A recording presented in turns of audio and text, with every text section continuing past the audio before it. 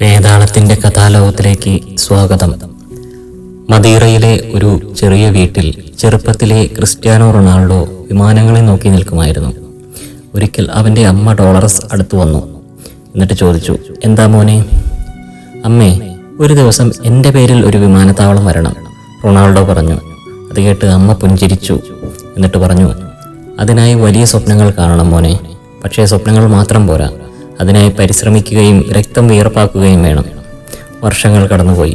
Football മൈതാനങ്ങളിൽ റൊണാൾഡോയുടെ പാദങ്ങൾ മിന്നി.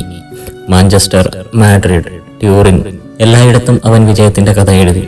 ലോകത്തെ മികച്ച ഫുട്ബോൾ താരമായി മാറിയപ്പോൾ പോർച്ചുഗൽ ഗവൺമെന്റ് അവന്റെ ജന്മനാട്ടിൽ അദ്ദേഹത്തിന്റെ പേരിൽ ഒരു വിമാനത്താവളം നിർമ്മിക്കാൻ തീരുമാനിച്ചു.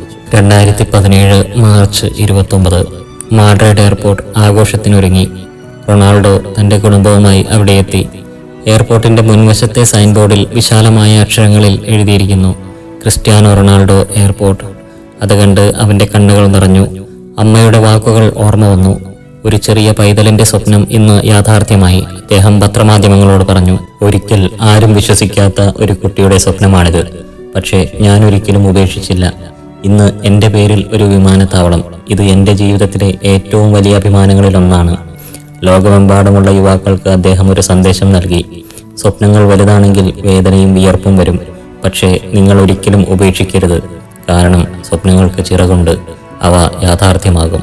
അന്നു മുതൽ ആ വിമാനത്താവളം ഒരു പ്രതീകമായി. ഒരു ചെറിയ പൈതലിന്റെ സ്വപ്നവും അതിനെ പിന്തുടർന്ന ഒരു മഹാന്റെ യാത്രയും.